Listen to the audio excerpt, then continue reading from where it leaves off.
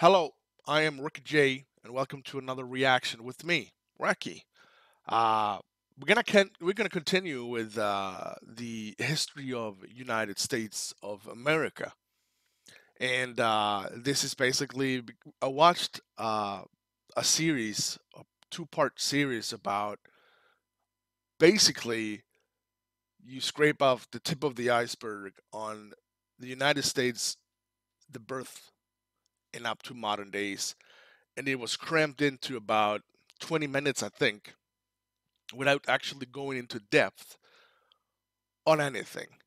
And I thought, well, I want to go in depth a bit. I want to learn more about United States. I want to learn about the great things that happen, the wars, and everything in between. And something that has always catch my interest is the colonial wars, or at least the Civil War, and that's what we're gonna do today. I want to learn what happened. I want to know why there was a colonial war. I got my hunch. We got slavery. Some of you guys mentioned in the comment section that was economy. There was about not wanted to be a part of what Abraham Lincoln and George Washington they wanted to do. One great country, one law, one constitution. The southern parts said, "Hell, no, we're not going to do that." But this is me speculating. I'm not 100% sure that this was actually something that happened, and I'm eager to find out what happened. Before we do that, thank you so much to my Patreons. The support you give is fantastic. I love you for it. And a shout out to Sean Pearson, Buddha Squirrel, and David Bankson for being Supreme tier donators. If you want to join them, the link will be in the comment section. And I want to show you guys this first. This is what you get if you're Supreme tier donator. You get a postcard all the way from Sweden. Well, it's not far if you're Swedish. But you get the drift. You have to be that for 2 months before you get that. And I had the sun right behind me.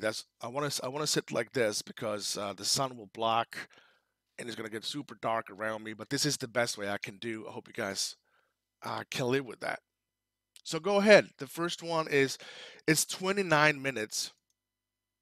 It's gonna be probably around uh, two, definitely about 3 parts for me because it's gonna be. That all depends on how long it is. It's gonna be I don't want you guys to look at me for 35, 50 minutes. So I'm probably going to divide it up to around 20, 25 minutes and let's see how it looks. But uh, let's take away this you guys actually can see. There you go. That should be beautiful. That should be beautiful. All right, let's see. That should be good. And let's get on with it. Civil War. And I will try to comment anything I feel like I want to comment. But it's not going to be something that's going to be regular. I'm going to pause it and just think about what they said. And it's oversimplified, so it doesn't need to be difficult. If you have anything you want to say in the comment section, please do. Okay, Mrs. Lincoln, this is it. One last push, and we're done.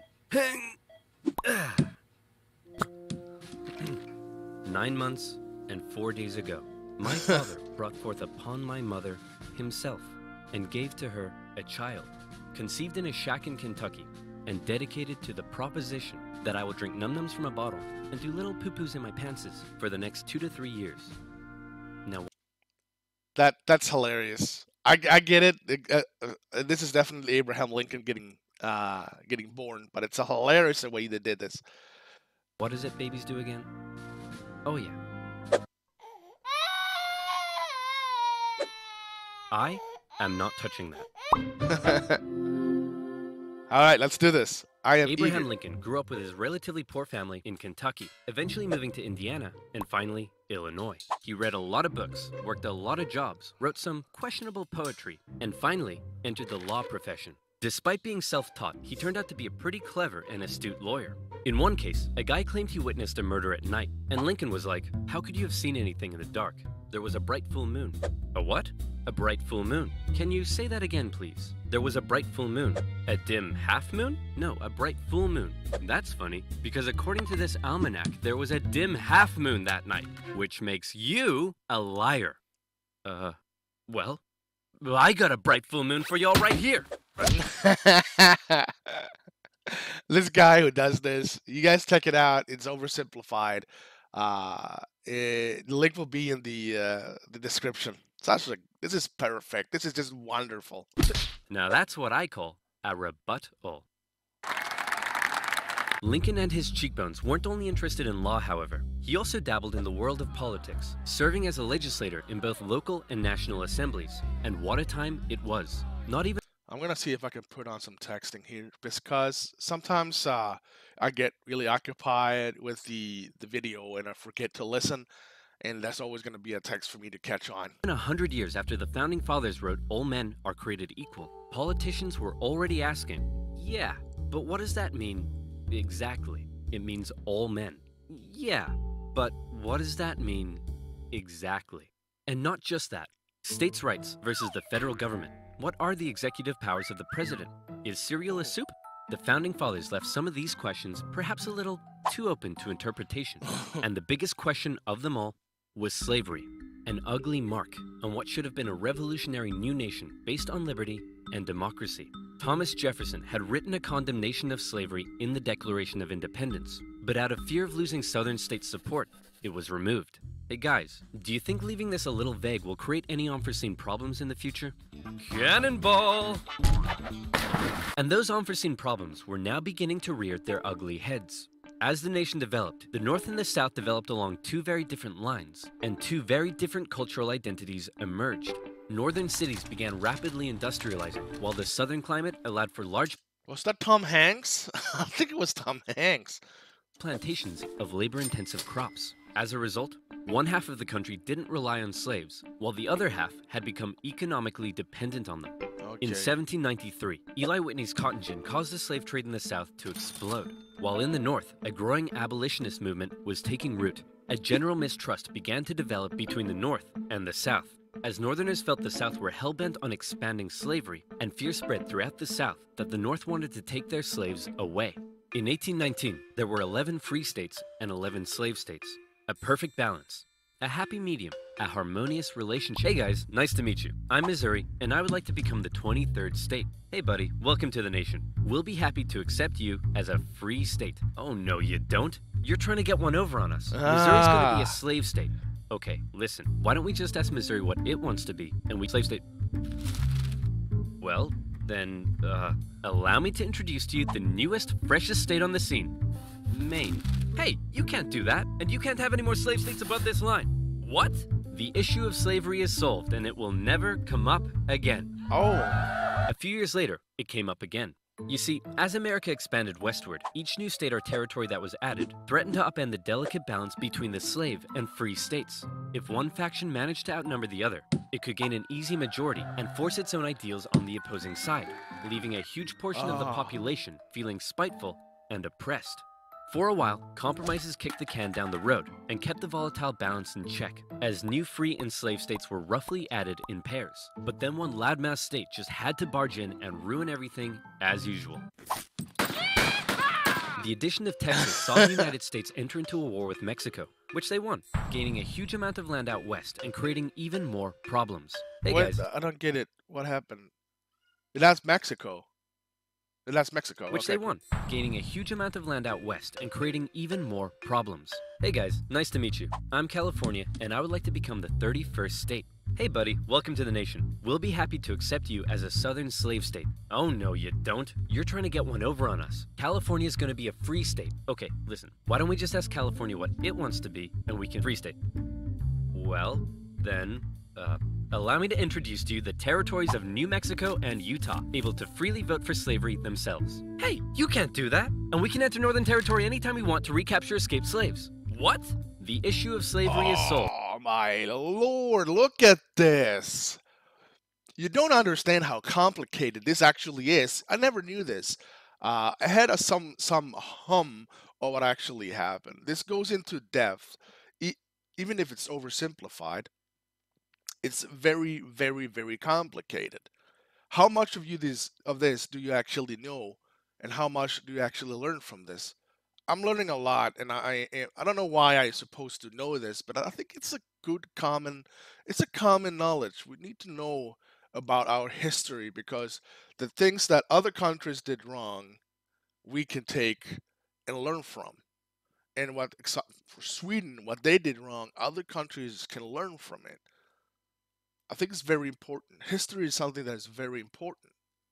And it will never come up again. A few years later, it came up again. In 1854, a Democratic Yeah. senator from Illinois wanted to build a really cool choo-choo train here and proposed that the territories of Kansas and Nebraska be created open to slavery, even though they were clearly above the Missouri Compromise line. Obviously, Yeah. the northern states were like, hell no. But the southern Democrats who controlled Congress at the time were like, well, if you love liberty and democracy so much, then you should let them vote on whether slavery should be legal or not.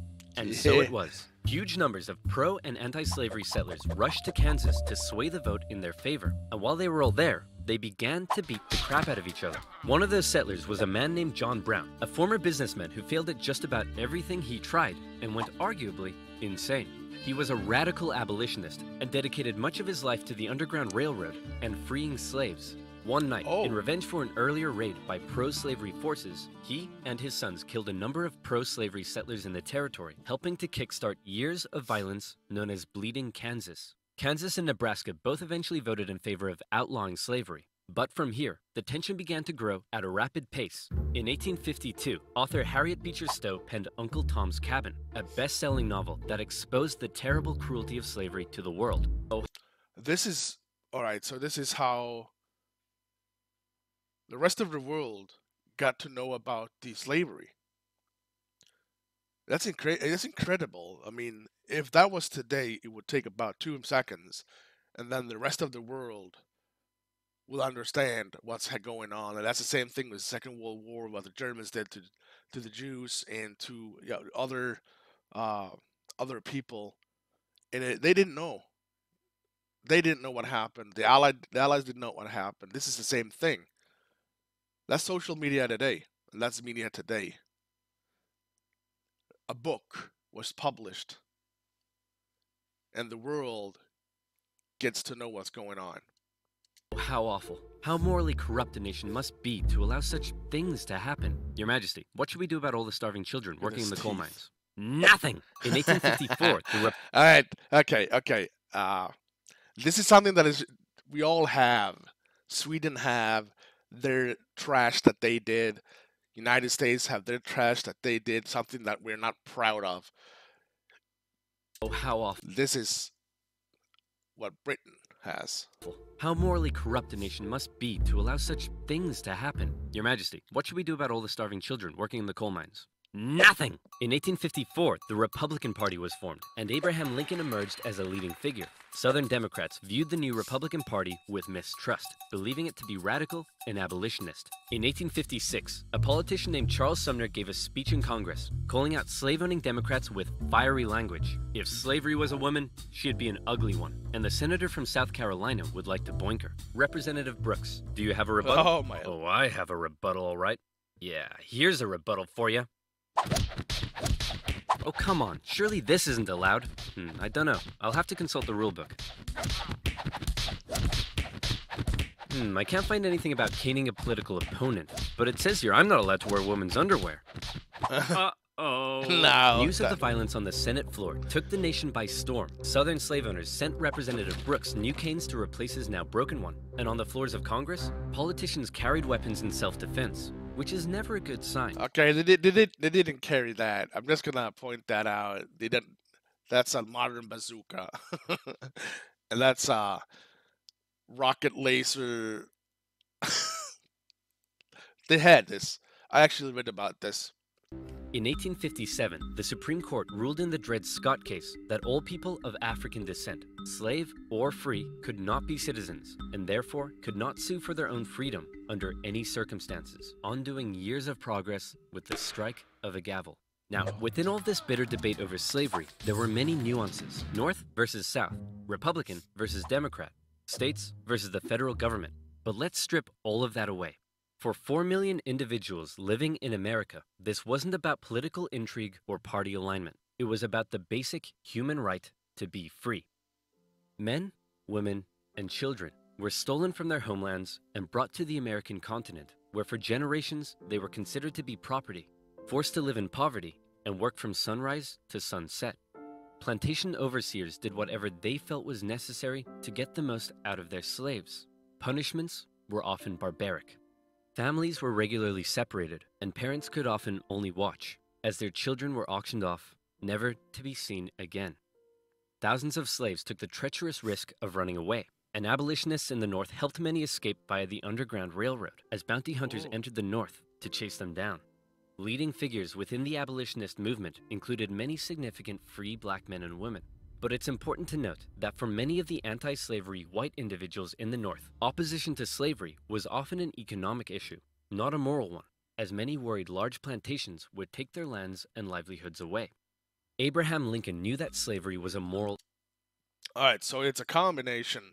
The Civil War is basically about difference of opinion when it comes to slavery and economy, basically. evil, and he regularly spoke out against it in powerful speeches that helped him rise through the ranks of the new Republican Party. He lamented at the hypocrisy of a great American nation meant to stand as a shining beacon of freedom while also enslaving 4 million men, women, and children. He most famously declared in 1858 that a house divided against itself cannot stand, that one day slavery in America would end. However, even Lincoln was cautious in his opposition. He didn't want to outlaw it entirely, but simply prevent its expansion, so that given enough time, he believed it would naturally die out. Oh, okay. Thankfully, history would force his hand. In October 1859, one abolitionist decided he'd try to single-handedly take down slavery by force. Who would be crazy enough to even attempt such a thing? It's our good friend, John Brown. Okay. He planned to seize arms from an armory in the town of Harper's Ferry, free the slaves there, and continue south, inciting a major slave uprising along the way. A noble cause, a bad plan, and terrible execution. Brown's men took the armory and some hostages, but were quickly surrounded by one Robert E. Lee and his U.S. Marines. Brown was captured, and a couple of months later, he was executed for treason. Okay. Northerners sympathized with Brown, but Southerners were like, "You see this? They're coming for us. Soon, there'll be 1 million John Browns." 1 million John Browns? What on earth are you thinking about? A John Brown farm? Yeah, me too.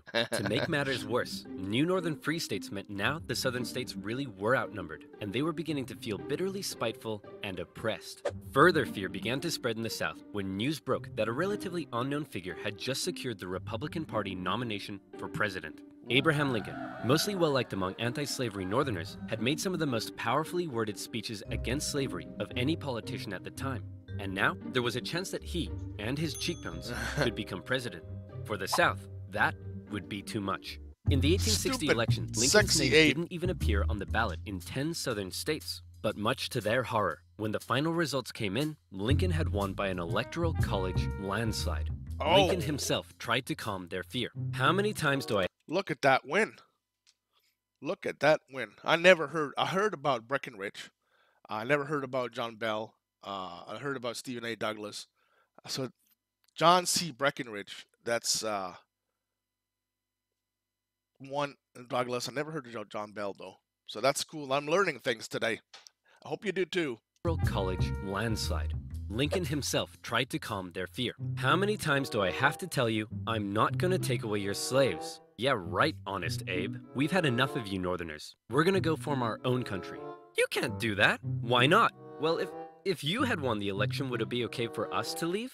Of course not. Well, why not? Because that's not how victim mentality works. Many states felt that when they joined the Union, they always withheld the right to leave it whenever they pleased. Many people living in 19th century America often felt more loyalty to their state than to the nation. Yeah. And now, with the South feeling like it had lost its voice in the federal government, they were out of here. South Carolina was the first to go, and over a period of 6 months, one by one, 11 slave states officially seceded from the Union, with just 4 contested border states opting to remain. The I didn't seceding know. states issued a number of official documents justifying their secession. South Carolina proclaimed that it was northern states' hostility to slavery that rendered the federal government illegitimate. Mississippi declared that their position was thoroughly identified with the institution of slavery. And in a speech, the Confederate vice president stated that the new Confederate government rested upon what he called the great truth of racial inequality. Revered American generals, such as Robert E. Lee, opted to side with their states over the Union. And with all the chaos, one New York lawyer wrote that rather than a bald eagle, America's national bird should be a debilitated chicken. And hey, I kind of like that. One man, watching the crisis unfold, knew it would be his job to solve it. I think it's overwhelming to understand that this was the birth of United States of America. And he said something that was it's gonna stick in my head for maybe forever, is that the Americans felt more loyalty uh to the home that they live in the than the nation, you know. Instead of, I love Kansas more than I love, the nation, America. That's really mind blowing. It's I can't really grasp that. It's difficult to think that I'm gonna love Kansas over whatever. I love I love my state more than I love my nation. That's a thing. That's incredible. Lincoln was just about to hop on a train and become the President of the United States of America. Hey man, you're hella ugly. Grow a beard or something to hide that face. Good idea. Still ugly. With No. assassination plots already underway, Lincoln had to travel to Washington, D.C. under heavy disguise and protection. All along the way, he received stacks of threatening letters. May the hand of the devil strike you down. You are destroying this country. Damn you, every breath you take. Love from... Grandma? At his inauguration speech, no. Lincoln once again reiterated that no, I do not want to take away anyone's slaves. But for Lincoln, he did want to preserve the Union. He declared secession to be nothing but an illegitimate rebellion. In your hands, and not in mine, he said, is the momentous issue of civil war. You can have no conflict without being yourselves the aggressors. We are not enemies, but friends. It was clear Lincoln was ready and willing to get freaky and open up a can of Scatman John if he had to. Whether he had the support of the people, however, was in question. In the end, it was the Confederates that fired the first shot. As they seceded... Do you under? This is incredible. We are getting to the point where they don't see any solution but war, and that's incredible. I'm gonna leave my part one to this. I think that there's so much information in the first part here. It's incredible. I enjoyed it very much. I'm gonna divide it in four parts, because I want to do 15 minutes break, then 15 minutes break, 15 minutes. There's 2 parts in the series. I'm gonna make it 4, just because I don't want it to be too long. I hope you guys enjoy. If you enjoyed this, leave a like and don't forget to subscribe. There's gonna be more You His History. If there's anything in the history books you want me to react to, please write down in the comment section for that. Thank you so much to my my cats is going crazy behind me. I can feel it. I can hear it. Thank you so much to my Patreons. Thank you. Shout out to Sean Pearson, Buddha Squirrel, and David Bankson for the tier.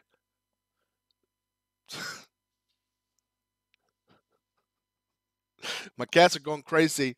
Donation tier supreme. If you want to join them in Patreon, the link will be in the comment section. Thank you for watching. I see you soon.